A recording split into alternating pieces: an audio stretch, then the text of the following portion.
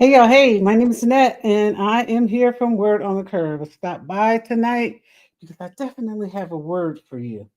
I have so many different glasses, it doesn't make sense. First of all, as you can see, I've cut her again.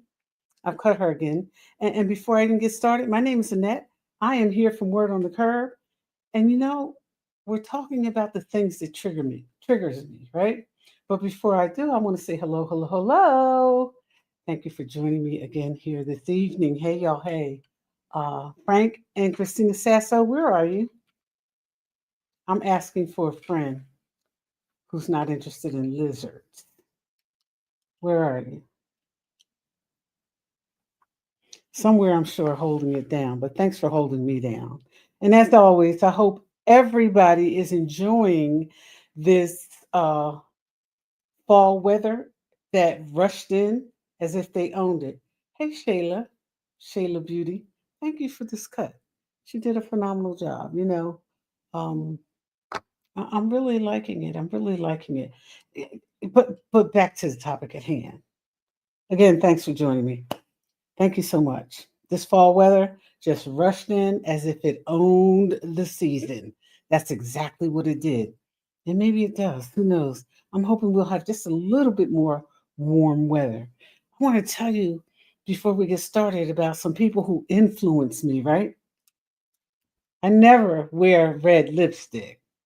It, but my niece, Karen, whom I refer to as Kiki and Keek LaBeek, one of my favorites, she said, try some red lipstick with the new cut. And I said, okay. And then she went a step further and said, try some red nail polish. I, I don't see that happening. So y'all let me know in the comments later what you think about that. But red is hard for me. Red is real hard for me. So I'm gonna be switching up glasses because it depends on how I feel with them. I had my eyes dilated yesterday, and I'm still suffering, and I have allergies. So you guys already know that. But anybody who's out there grieving, I want to offer you my deepest sympathy. And I want to tell those of you who have not yet experienced the grief that shuts you down, picks you up, drops you again, body slams you, and have absolutely no respect for what you're going through. Be kind to those of us who are. Try. I know it's hard. God knows I get it. Truly. So be well, practice self care, and take care of yourself. Now, usually we have anonymous letters, right? But after generational curses, we had one and then a bounce back, and really good. It was good for the audience. I got a lot of feedback on that, and I have another letter that we're going to do next week, and it's from a woman who been married, wanted to have a child. Her husband said, "Wait until we are better off financially," and then she found out. Wait and see what she found out. That's next week. That's the anonymous letter. I want to remind you to eat fruit, moisturize your feet, hands, and face. Mind your business. Otherwise, you're dehydrated and you're thirsty. I like tea at night because it helps me relax and prepare for the evening ahead. Hello, y'all. Hey, y'all. Hey. Let's get to it. My triggers. And I want to tell you right now, get in where you fit in, and what doesn't apply, please let it fly. These are my petty triggers. Hmm. So let's warm up with those, with the petty stuff, because that's where most of us live anyway. You know it. Like people who chew food as if they are advertising with an open mouth for a cereal commercial. Yeah, you trigger me. You do. I'm letting you know. Snap, crackle, pop. is not a personality trait. It's just not. Although some of you wear it as if it is, and as if you're auditioning for a cereal commercial. But hey, don't blame me. You know, one of my other pet peeves, when people ask me, "Oh, you changed your hair." I change my hair all the time. "Oh, your hair was long and it was colorless." Yeah, this is my natural hair. This is the natural stuff that I'm not afraid to wear. I'm also not afraid to change my look. I'm not trying to give anybody the impression that the piece I might be wearing, known as a wig, I'm not trying to make you think that's mine. If I have tracks, I'm not trying to make you think that's my hair. I don't have a problem switching up. I'm good with the do, whatever I do. So my pet peeve is stop telling me, oh, you change your hair all the time. I can do what I want to do. I'm grown and I pay for it. For those of you who wear the same hairstyle, the same wig, the same track, because you want people to believe it's yours, I'm with you in that too, baby. You know, to each his reach, and what doesn't apply, let it fly. I change my hair, I change my look, and I dress the way I want to. I do. Or this classic pet peeve: those folks who swear they don't want food when you're cooking. Excuse me. When the family's over, have friends over, you have your dinner crew, your travel crew. When you go out to dinner, doesn't matter. They don't want any, but oh, then it's just let me try a little bite. I didn't want that. I just let me taste a little bit. No, keep your hands in your own plate. You should have ordered something. That's a real pet peeve for me. I'm telling you, it is. I'm not joking. Real pet peeve. Call me petty, because that's where most of us live anyway. Even though we're in denial. Oh, I'm never petty. This is not for the perfect people. This is for us normal people who have a little bit of dysfunction. Yeah, because some of you don't have any at all. But you're doing things that indicate otherwise. But I digress. Another thing that's a pet peeve for me is those after midnight texts, right? What could you possibly have to tell me after I've put my little lights on around the room and my diffuser? What do you want to talk about? Mm-mm. Nope. We ain't doing it. Stop. And then those drivers. Ooh, baby. Dan, I don't want to hear a word from you. Jason and Damaris, I don't want to hear anything from you either. But those drivers who cut you off, get in front of you, and then slow down.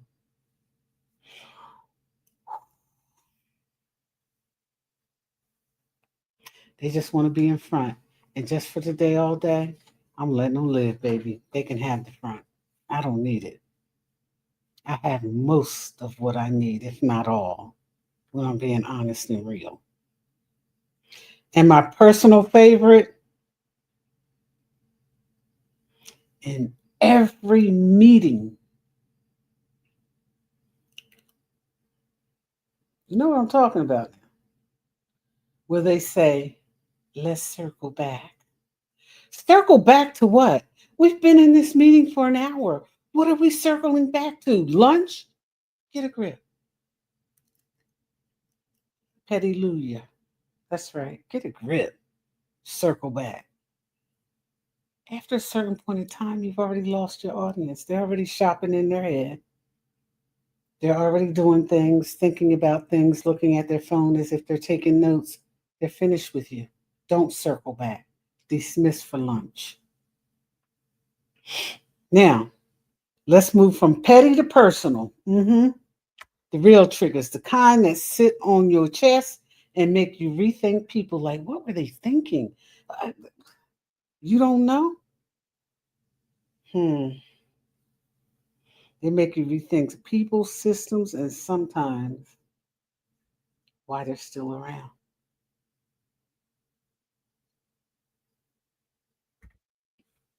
Here's one. When you're all dressed up, you're looking, this is for men and women alike. When you're all dressed up, I don't care who you are, and your hair stinks. And speaking of that, let me remind you, be careful what you say on the internet because somebody posted a story to my stories that wasn't me and it was vulgar. And I couldn't erase it. I had to contact Facebook. Keep an eye on your stuff. Justin White, thanks for pointing it out. I was aware of it, but I couldn't do anything about it until Facebook responded. But when your hair stinks, you're sharp from neck to toes, you're just sharp. And you walk past and it's like, whoa. Can't cover it up with cologne and perfume either. You can't. Wash your hair, baby. Wash your hair, sir. And especially when you have braids and you have weave and you're wearing wigs, wash your wigs too. And guess what? Men are wearing wigs, so don't think this is just for women. Wash your hair, please. You look nice. But it's hard when you walk in a room and the smell of your hair lingers, or you're on the elevator and the smell of your hair lingers, or you walk past and it lingers. We smell you before you get there and we smell it after you leave. That's a real pet peeve for me. Wash your hair. That smell is louder and bolder and brighter than any outfit you have on. Please wash your hair. And spraying stuff on it doesn't work. It doesn't work. You know, if I can smell it, you're up close and personal. I know you can smell it. And if you've just gotten used to it, or you're wearing, things to lay your waves down, or you're wearing satin caps that don't breathe, and then you're hot curling your hair or twisting your hair, or you sweat profusely, your hair stinks. Please wash it. It's a pet peeve, right? And listen, these are my trigger boxes. They're not yours. They're mine. Accept it, reject it, and move on. Your hair stinks. And that's not for everybody. That's for the people whose hair stinks. You wearing braids, you take your braids out and you can smell them a mile away. They were stinking before you took them out. So here's another one. These so-called systems that are put in place to make things easier for us ends up complicating our lives. Am I the only one who feels that way? Am I the only one who feels like some of these systems are crap? Y'all got to do better. It has nothing to do with age. It has to do with easier systems. Try it. And then there's the one I know you'll feel. Folks who always want access mhm, to you, to the things you have to offer, to whatever it is they think you bring, but they have absolutely no accountability. Right? So people wanting access to you doesn't mean they like you. It simply means you have something they need. And when they no longer have a need for it, they find someplace else to squat, drop, do whatever, be employed, be unemployed, whatever it is, they're gone.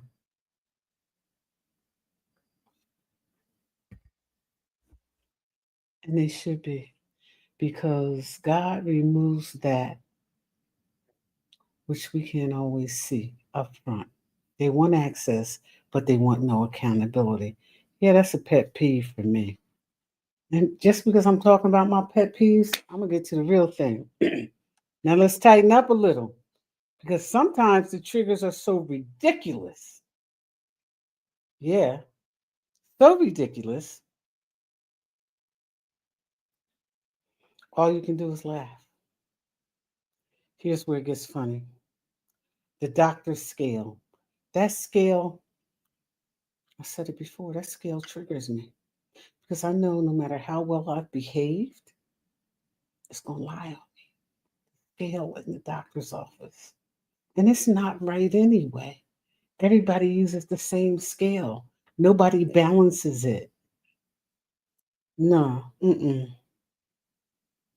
That scale looks back at me like, oh, honey, we're adding 5 today. And I'm like, the devil is a liar. I didn't eat that chocolate cake last week. Here's another one for me.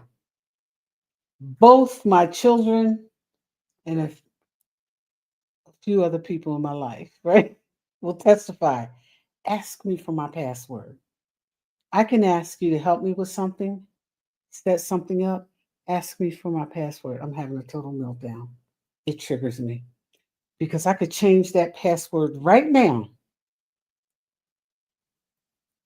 Before the confirmation email gets to me, I've already forgotten it. Yeah, that's my story. hmm Passwords trigger me. And then those leftovers, we go out to a great dinner, great party, we're having fun, we're with people we like, we're enjoying the food, right?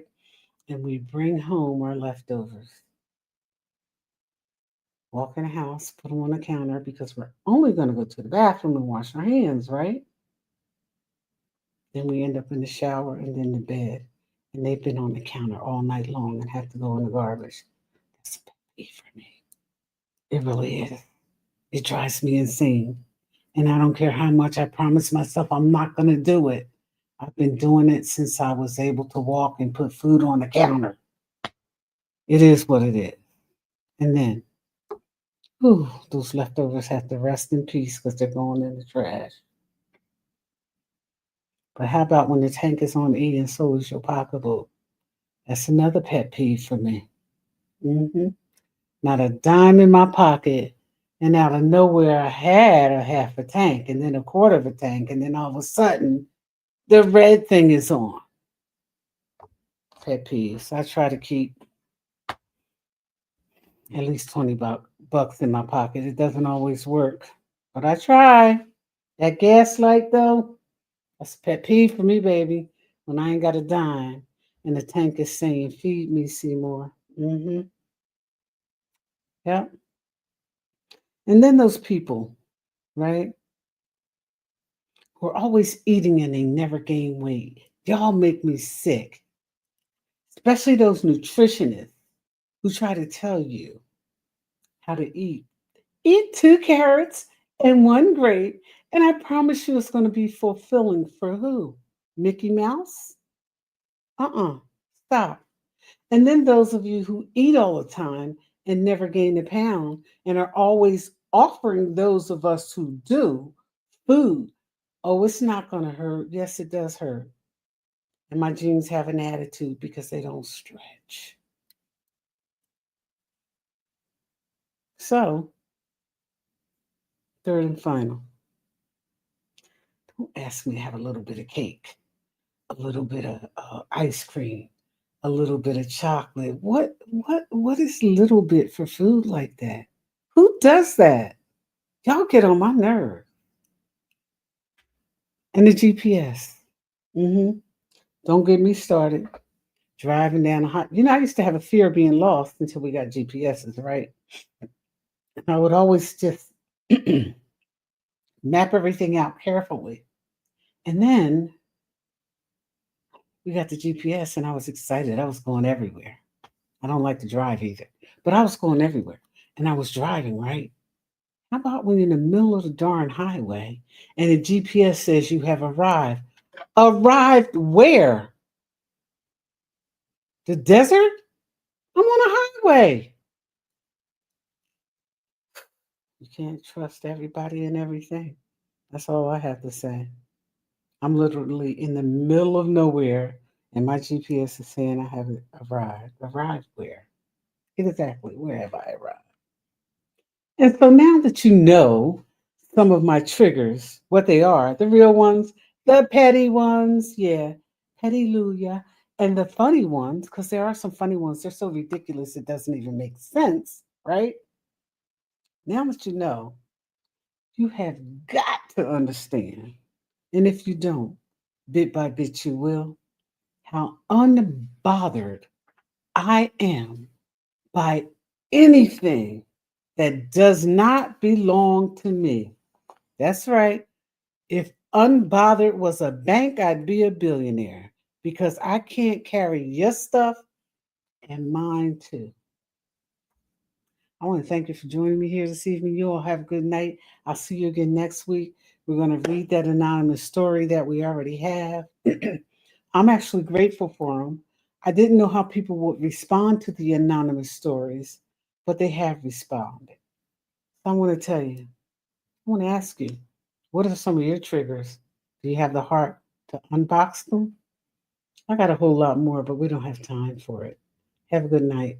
I really am unbothered.